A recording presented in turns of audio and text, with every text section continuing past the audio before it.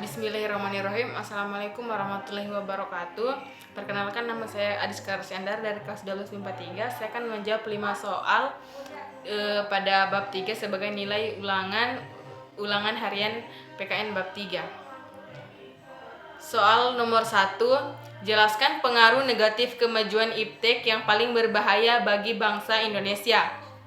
Jadi, pengaruh negatif kemajuan iptek yang paling berbahaya bagi bangsa Indonesia antara lain: yang pertama, perdagangan dan peredaran obat-obatan terlarang di negara Indonesia. Keberadaan internet memungkinkan terjadinya transaksi kriminal narkoba. Jika narkoba tersebar di Indonesia, generasi muda akan menjadi pecandu yang mengakibatkan lemahnya generasi muda di Indonesia.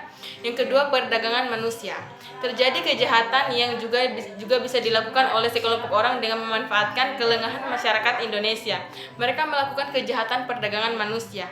Yang ketiga, masuknya kebudayaan asing yang tidak selaras dengan kehidupan berbangsa dan bernegara.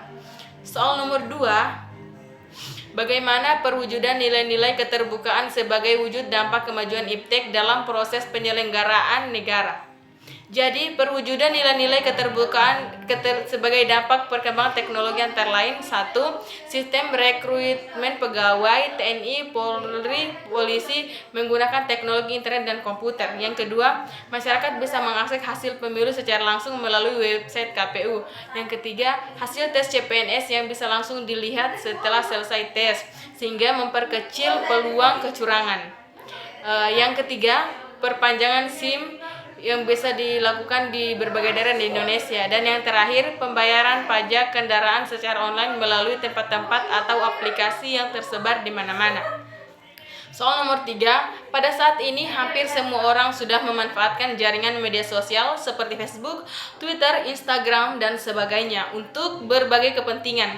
Akan ada pula orang yang memanfaatkan media sosial untuk melakukan kejahatan. Tidak jarang saat ini sering terdengar kasus penipuan, penculikan, dan sebagainya yang berawal dari interaksi di media sosial. Berkaitan dengan uraian tersebut, analisislah penyebab dan solusi untuk mengatasi persoalan itu.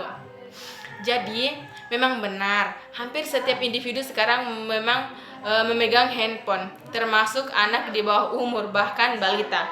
Pelaku kejahatan pun memanfaatkan sosial media semacam Facebook, Twitter, Instagram untuk melancarkan aksi kejahatan seperti penipuan, pemerkosaan, perampokan, bahkan pembunuhan.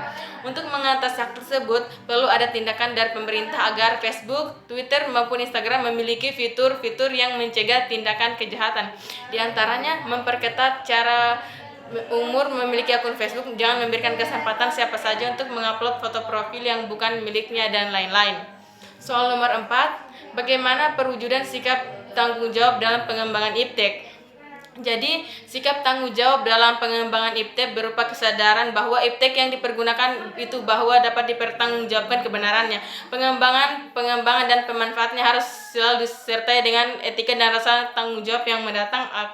Iptek juga harus menjadi alat bantu bagi kita, namun identitas sebagai manusia Indonesia beragama, berbudaya tidak boleh hilang. Soal nomor 5, dalam hidupmu selama ini tentu telah menghadapi persoalan yang memerlukan kewaspadaan agar dirimu dan orang lain selaras. Perhatikan situasi yang berkaitan dengan kewaspadaan lingkungan sekolah dan masyarakat. Apa yang akan Anda lakukan apabila terjadi tawuran? Kemukakan pula alasan Anda sebagai seorang warga negara ketika menghadapi tawuran yang terjadi di sekolah atau kampung. Menurut saya, apabila terjadi tawuran, sebisa mungkin saya akan menjauhi dan menghindari lokasi tawuran, karena bisa saja terjadi hal-hal yang merugikan kita sendiri, misalnya terluka. Saya sangat prihatin dan takut dan menyayangkan mengapa tawuran dan kekerasan harus terjadi di negara ini. Kita beragama, berbudaya, dan tak seharusnya mengedepankan kekerasan dalam menyelesaikan masalah. Oke, sekian dan terima kasih.